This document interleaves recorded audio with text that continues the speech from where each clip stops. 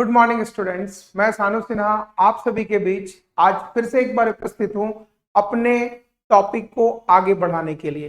जैसा कि आपने क्लास 11th का कल ही एक वीडियो आप लोगों ने देखा होगा जिसमें मैंने आपको जर्नल एंट्री के बारे में पढ़ाया है, तो सेम टॉपिक को थोड़ा आगे बढ़ाते हुए हम लोग आगे के चीजों को समझने का कोशिश करेंगे।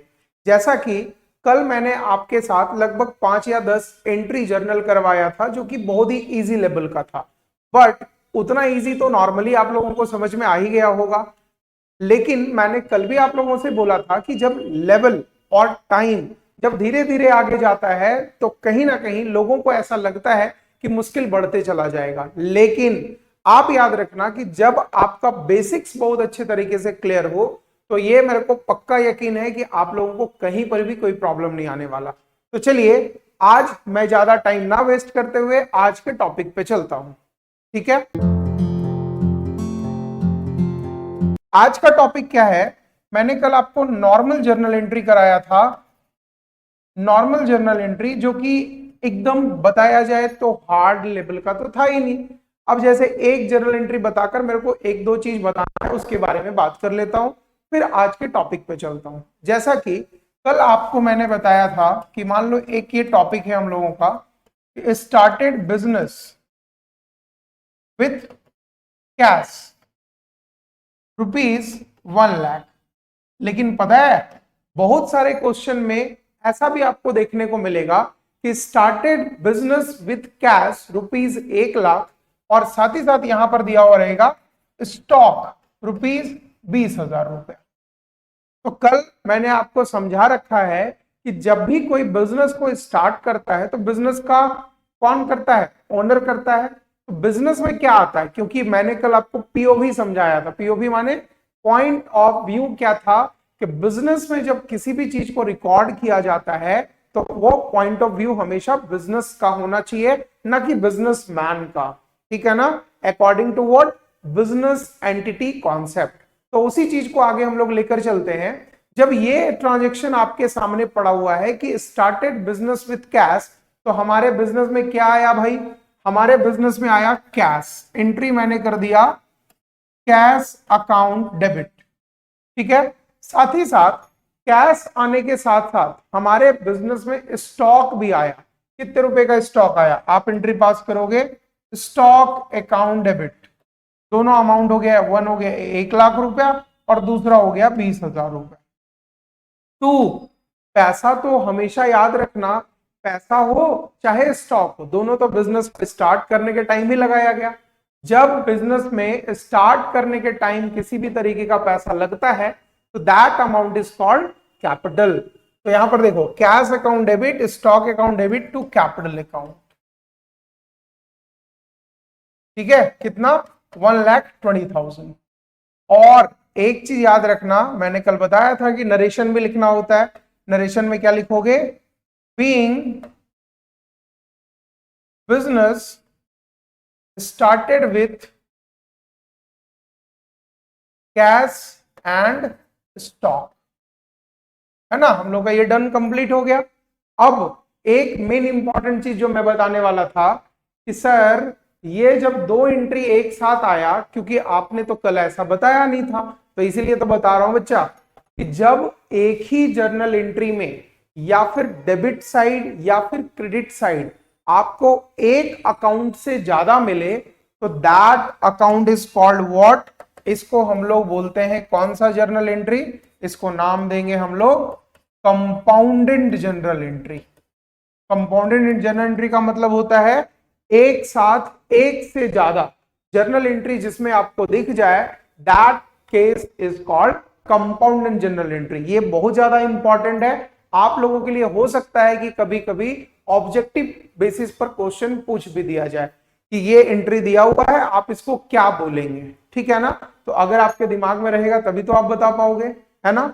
इसके साथ ही साथ एक दूसरा एंट्री है, इसको भी समझते हैं। दूसरा एंट्री क्या है?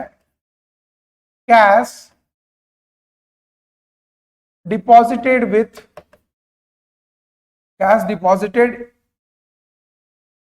इन बैंक। आप जाके पैसा डाल दिए कहां पे? बैंक में। तो मैंने कल भी समझाया कि आप तो बिजनेसमैन हो, आप बिजनेस के बिहाफ में हमेशा एंट्री पास करोगे। तो बिजनेस के अकाउंट में क्या हुआ, पैसा आया, एंट्री क्या पास होगा, कैश डिपॉजिट हुआ कहां, बैंक में। तो मेरा डेबिट क्या होने वाला है, आपको पता है कि कैश बैंक, ये दोनों का दोनों चीज जो है, कैश हमारे लिए एसेट्स होता है ना, और एसेट्स हमारे पास से जा रहा है तो हमेशा करेंगे क्रेडिट, और debit is the receiver. Bank आपको पता है कि कल मैंने बताया था कि किसी भी तरीके का वैसा चीज जो कि आर्टिफिशियली बनाया गया हो, तो कोई भी बैंक में पैसा डालने से पहले बैंक को फॉर्म किया जाता है किसी पर्सन के द्वारा, तो बैंक हमारा पर्सनल अकाउंट में काउंट हो जाएगा, है ना। वो भी एसेट्स का ही पार्ट है बट हमारे पर्सनल अकाउंट में काउंट हो जाएगा। तो debit is the receiver and credit is the giver. Entry क्या पास हो जाएगा, यहां पर एंट्री पास करेंगे bank account debit to cash account.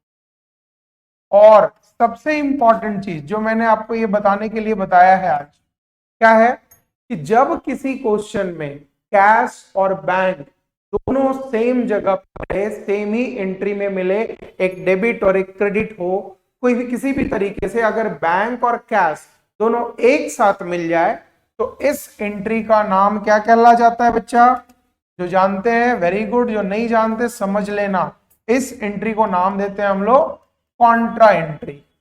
Contra entry का मतलब नाम ही समझ लेना कि जिस जर्नल एंट्री में कैश और बैंक दोनों एक ही साथ आ जाए उसको हम लोग क्या नाम देंगे, Contra entry. Is it done. तो मैंने आपको स्टार्टिंग आते के साथ दो चीज बहुत अच्छे तरीके से समझाया कि कंपाउंडेड जर्नल एंट्री क्या होता है और कॉन्ट्रा जर्नल एंट्री क्या होता है। Is it clear. अब चलो आगे चलते हैं, जो मैंने आज मेन टॉपिक स्टार्ट करने के लिए आप लोगों का क्लास ले रहा है ना। जो चीज को अच्छे तरीके से समझना, आज का टॉपिक हम लोगों का मेनली है, जर्नल एंट्री तो है ही, लेकिन जर्नल एंट्री किस चीज में रिलेटेड है, डिस्काउंट से रिलेटेड है। तो बच्चों इस चीज को अच्छे तरीके से समझ लेना आप, क्या चीज कि सर डिस्काउंट में क्या पढ़ाओगे, तो भैया ध्यान दो तो पढ़ा ही देंगे, है ना। देखो इधर डिस्काउंट में जब चले जाओगे तो डिस्काउंट में इन जनरल आपके पास दो तरीके का हमेशा क्वेश्चन अराइज होगा आपके बुक्स में। आपके जो भी बुक आप फॉलो करते हो, डजंट मैटर कि कौन सा बुक फॉलो कर रहे हो, NCERT, DK Goyal, TS Grewal, बहुत लोग स्टेट बोर्ड वाले, एसके सिंह, बहुत सारा बुक है, आप जिनको भी फॉलो करना है कर लेना। मेरा काम यही है कि मैं आपको कॉन्सेप्ट समझा दूं, उसके बाद अगर एक क्वेश्चन में नहीं बना तो प्लीज यार रिक्वेस्ट है, क्या चीज, कमेंट करना, बताऊंगा क्वेश्चन, ठीक है ना। चलो देख लेते हैं कि जर्नल एंट्री डिस्काउंट में हम लोग के पास दो तरीके का डिस्काउंट होता है। First one is called trade discount and second one is called cash discount, ठीक है ना। तो अब इस चीज को अच्छे तरीके से समझना, क्या समझोगे कि जहां पर ट्रेड डिस्काउंट के बारे में चर्चा किया गया हो, जहां पर किसी भी तरीके से ट्रेड के बारे में बात किया हो, तो दिस डिस्काउंट इज कॉल्ड, मेरे हिसाब से इसको हम लोग बोलते हैं बार्गेनिंग। और बार्गेनिंग का अकाउंटिंग में कभी भी जर्नल एंट्री नहीं होता है, इस चीज को ध्यान रखना। मतलब बार्गेनिंग का मतलब आप लोग समझते हैं बहुत अच्छे तरीके से, और नहीं तो हम लोग के घर वाले जितने भी लेडीज फैमिली होते हैं, है ना। अब ये मत बोलना कि सर आप हमेशा टारगेट लड़की लोग को कर देते हैं, लेडीज लोग को। भाई मेरे भी घर में मम्मी है, मेरे भी घर में सिस्टर है, तो मेरे को पता चलता है कि अगर उन लोगों को रेडी पर से भी सामान लेने को मिले ना, वहां पर गलती से अगर लिख दे, है ना, कि फिक्स प्राइस, या कभी कभी आजकल देखते होंगे कि सारे रोड वाले को उठाकर कोई वेंडर मार्केट में शिफ्ट कर दिया गया, बेचारा लोग अपने आप को स्टैंडर्ड समझ के लिख देता है कि फिक्स रेट 50 रुपया, 100 रुपया, 200 रुपया। लेकिन इन लोगों का आदत क्या है, वहां भी जाए भैया कोई डिस्काउंट है क्या, ऐसा वाला हिसाब नहीं। तो साथ ही साथ रोड पर कोई भी सामान मिलता रहे, 10 रुपए का सामान, अरे बगल वाला तो 8 में दे रहा है, आप 10 में कैसे दे रहे हो। तो याद रखना, जिस टाइम परचेजर और सेलर दोनों में स्टार्टिंग में काउंटर बात चलता है कि हम 10 में देंगे, नहीं मैडम जी हम 8 में लेंगे, दैट इज बोलने का मतलब क्या है, ट्रेड डिस्काउंट को आप अपने लैंग्वेज में काउंटर डिस्काउंट भी बोल सकते हो। काउंटर डिस्काउंट का मतलब क्या है कि सेलर जो है ट्रेड डिस्काउंट अपने मन से देता है, ठीक है ना, आप उस पर जोर जबरदस्ती तो नहीं कर सकते। जब तक वो 1 रुपया भी प्रॉफिट नहीं कमाएगा वो अपने मन से तो आपको डिस्काउंट देने से रहा, ठीक है ना। तो ट्रेड डिस्काउंट का हम लोग अकाउंटिंग में कभी जर्नल एंट्री करते ही नहीं है। क्यों नहीं करते? क्योंकि ट्रेड डिस्काउंट एक्चुअल में मेरा कभी कोई लॉस या कोई प्रॉफिट होता ही नहीं है। जैसे कभी कभी हम लोग ये चीज देखते होंगे कि मार्केट में गए, जो बगल वाला मेरा एक सामान खरीद के लाया 1000 रुपए में, वही सेम सामान मान लो हम परचेज करने गए और 1000 रुपए का सामान हम लोग 800 रुपए में परचेज करके ले आए, तो क्या लगता है आपको? घर जाके हम लोग तो हल्ला कर देते हैं कि जानती हो मम्मी 1000 का सामान हम 800 में ले आए, मतलब बहुत ज्यादा खुश कि 200 रुपए का हम प्रॉफिट कमा लिए। लेकिन आपको पता ही नहीं है कि वो 500 का सामान आपको 800 में चिपका चुका है, ठीक है ना। लेकिन जो भी हो वो तो बार्गेनिंग का बात है कि जितना भी बार्गेन आप कर पाए। लेकिन ट्रेड डिस्काउंट के बारे में अच्छे तरीके से समझ लेना कि इस डिस्काउंट को हम लोग अकाउंटिंग में कभी रिकॉर्ड नहीं करते हैं। प्लस सर जब रिकॉर्ड नहीं करते तो क्वेश्चन में क्यों देता है? क्वेश्चन में बेवकूफ बनाने के लिए देता है ना। इस चीज को सही से समझ लेना। अब दूसरा कैश डिस्काउंट, तो हाँ ये प्रॉपर मेरे लिए डिस्काउंट होता है। ये कहीं ना कहीं मेरे लिए एक्सपेंस भी बनता है, कहीं ना कहीं मेरे लिए इनकम भी बन जाता है ना। जब हम सेलर हैं तो हमको अगर डिस्काउंट देना पड़ा तो that the term is called expense, और हम परचेजर बन के कहीं पे गए हैं तो उस समय जो मेरे को डिस्काउंट मिलेगा तो वो हमारा पार्ट ऑफ इनकम कहला जाएगा, ठीक है ना। बिल्कुल अच्छे तरीके से क्लियर हो रहा होगा। तो अब देखो एक क्वेश्चन उठाते हैं, है ना। एक क्वेश्चन बिना उठाए तो इस चीज को अच्छे तरीके से समझ ही नहीं सकते हम लोग। चलो देखते हैं। एक क्वेश्चन है कि मान लो लिखा हुआ है यहां पर परचेज गुड्स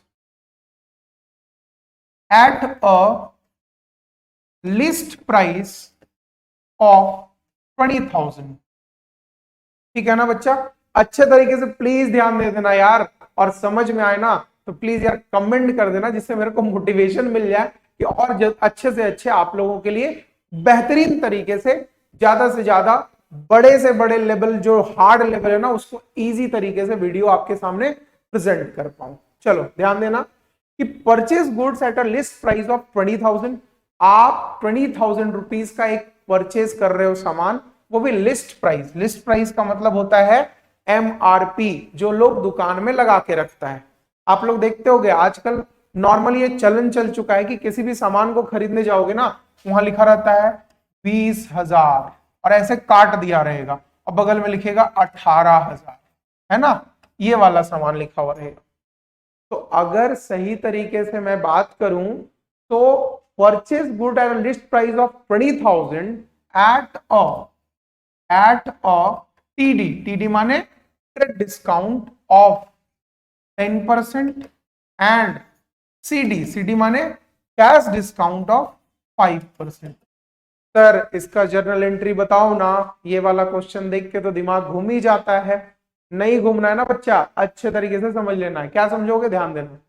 जब आप कोई भी सामान खरीदते हो, purchase goods at a list price of 20,000, मैंने आपको अभी क्या बोला कि आप यहां पर एक काम कर लेना, वर्किंग नोट कर लेना। क्या वर्किंग नोट करोगे? मेरा सामान है 20,000 रुपए का। मेरा सामान कितने का है? 20,000 रुपए का है। और मैंने आपको पहले ही समझा रखा है कि ट्रेड डिस्काउंट का जर्नल एंट्री नहीं होता है। तो सर उसको देता क्यों है? देता इसलिए है कि आप अपने असलियत पर आ जाओ कि आप खरीद कितने में रहे हो सामान, ठीक है ना। आप 20,000 का सामान जरूर लेने गए, लेकिन आप उससे बार्गेन करके रेडी करवा लिए उसको कि भैया 10% ट्रेड डिस्काउंट तो आपको देना ही देना होगा। तो इस 20,000 रुपए में लेस हो जाएगा क्या चीज? TD 10%। 20,000 का 10% कितना होता है? 2,000। सामान कितने का हो गया? 18,000 रुपए का। मतलब आप जाके मार्केट में ये मत चिल्लाना कि आपने 20,000 का सामान खरीदा था। मार्केट वाले को अब ये आपको बोलना पड़ेगा कि भैया 20,000 का सामान तो लेने गए थे, लेकिन बार्गेन करके हम जो है उस सामान को 18,000 रुपए में परचेज कर चुके हैं। लेकिन अब इतना होने के बाद बोले सर ये तो खरीद ही लिया 18,000 में, अब कैश डिस्काउंट क्यों दे दिया?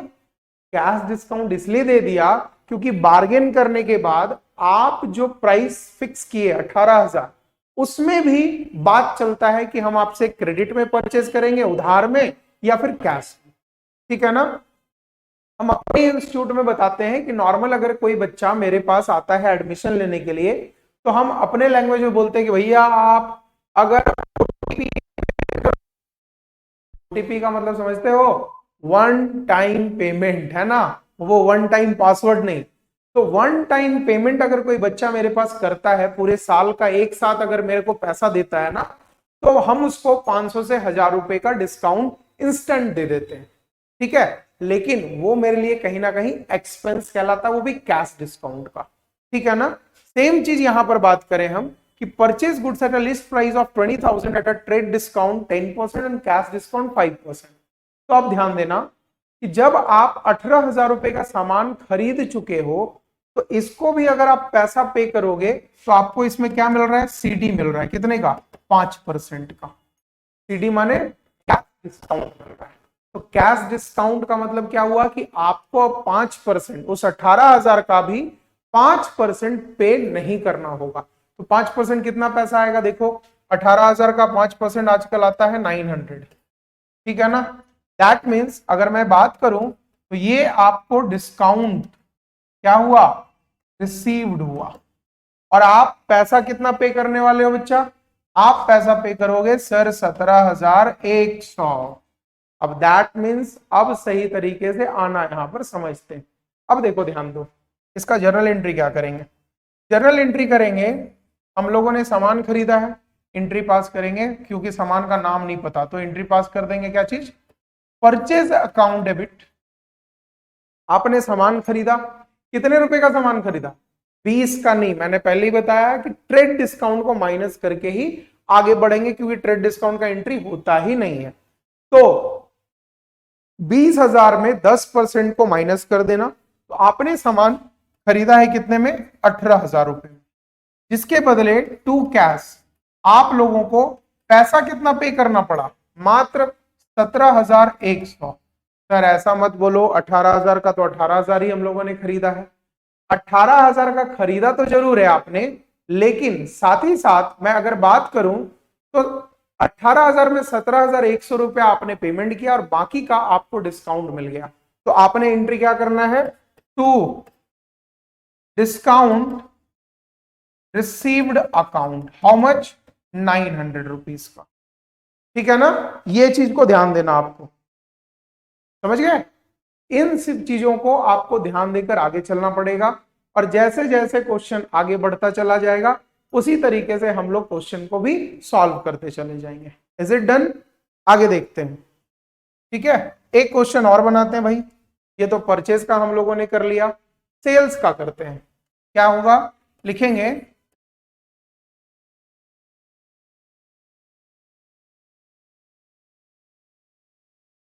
Cell furniture, sale furniture at the rate of ₹50,000। 50,000 rupees का आपने फर्नीचर सेल किया एट द रेट ऑफ, या फिर 50,000 का फर्नीचर आप लोगों ने सेल किया, TD of 10% and CD of 10%। अब इसका क्या होगा? जो चीज मैंने अभी पहले बता रखा वही सेम चीज यहां पर जाएगा। क्या? यहां पर आप वर्किंग नोट बना लेना। क्या चीज का? सर 50,000 रुपए का हम लोगों ने सामान तो बेचने का वादा तो जरूर किया, लेकिन हुआ क्या कि हम लोगों ने उस पर 10% का टीडी लगा दिया। तो टीडी जब लगाओगे 10% का, तो सामान आपका 5,000 रुपए से कम हो जाएगा। तो सामान कितने का हो गया? 45,000। Is it done? देखो इधर वर्किंग नोट में हम लोगों ने क्या किया कि 50,000 रुपीज का जो हम लोगों ने सेल किया था, उसमें 10% का ट्रेड डिस्काउंट मिलने के बाद हम लोगों ने सामान कितने का सेल आउट किया? 45,000 का। 45,000 रुपीज पर जब हम लोग बेचने मार्केट में गए, तो अगला आदमी बोला कि भैया हम सारा का सारा पैसा अभी तुरंत दे दे रहे हैं, तो मेरे को बताइए कि कितना पैसा देना पड़ेगा। और हम लोग भी पैसे के लोभ में आ जाते हैं ना। तो 45,000 रुपए का सामान मैंने बोला कि 10% आपको और मैं डिस्काउंट दूंगा अगर तुरंत पैसा दे दोगे तो इस 45,000 में आपका 10% का सीडी भी लग जाएगा, जो कि हो जाएगा कितना? 4500। तो अगर मैं आप लोगों को बताऊं कि टोटल हम लोगों का सेल कितने का हुआ, 40,500 का, इतना कैश हम लोग क्या करेंगे, रिसीव करेंगे। ठीक है ना। तो अगर एंट्री की मैं बात करूं तो इसमें हम लोगों का एंट्री क्या होगा, हम लोग सेल कर रहे हैं, वो भी फर्नीचर सेल कर रहे हैं, तो क्या जा रहा है हमको पता है, घर बार नहीं, क्या जा रहा है पता है ना। एंट्री पास करेंगे, कैश अकाउंट डेबिट, भैया पैसा आया 40,500। साथ ही साथ मैं अगर बात करूं तो कैश अकाउंट के साथ साथ हम लोगों को ना यहां पर डिस्काउंट भी देना पड़ा, तो डिस्काउंट हम लोगों ने दिया, तो यहां पर डिस्काउंट मेरे लिए एक्सपेंस होगा। याद होगा मैंने लास्ट क्लास में बताया है कि all expenses and losses are debit and all income and gains are credit. तो देखो जब हम लोगों ने सामान खरीदा था, तो यहां पर हम लोगों को डिस्काउंट मिला था, तो ये हमारे लिए प्रॉफिट था, लेकिन यही चीज यहां पर जाकर हमारे लिए लॉस बन जाएगा। तो 40,500 रुपए मेरे को कैश रिसीव हुआ, 4,500 रुपीज का हम लोगों को डिस्काउंट देना पड़ा, और साथ ही साथ मेरे हाथ से 2 फर्नीचर कितने का चला गया सर, फर्नीचर चला गया 45,000 का। Is it done. ये टॉपिक आप लोगों को बहुत आराम तरीके से समझ में आया होगा, इसका थोड़ा सा कॉन्फिडेंस तो मेरे को है आप लोगों पर। साथ ही साथ मैं बहुत ही जल्द नेक्स्ट वीडियो के साथ मिलने वाला हूं, जिसमें इससे भी अलग लेवल पर हम लोग चलेंगे, जिसमें अगर आप लोगों को कोई भी डाउट हो, बार बार बोलता हूं क्या चीज, कमेंट करना, डाउट को क्लियर कर लेना, ठीक है ना। और साथ ही साथ भाइयों एवं बहनों, रक्षाबंधन भी आने वाला है, तो राखी के नाम पर एक काम करना यार, एक सब्सक्राइब करते चला जाना, और यही सेम वीडियो जो है दूसरे तक जरूर पहुंचाना, उनको जरूर नीड होगा, आपके फ्रेंड्स को ही नीड होगा, प्लीज आप लोग उसको फॉरवर्ड कर लें और ज्यादा से ज्यादा लोगों तक ये वीडियो पहुंचाएं। तब तक के लिए थैंक यू, हम लोग बहुत जल्द नेक्स्ट क्लास में मिलते हैं।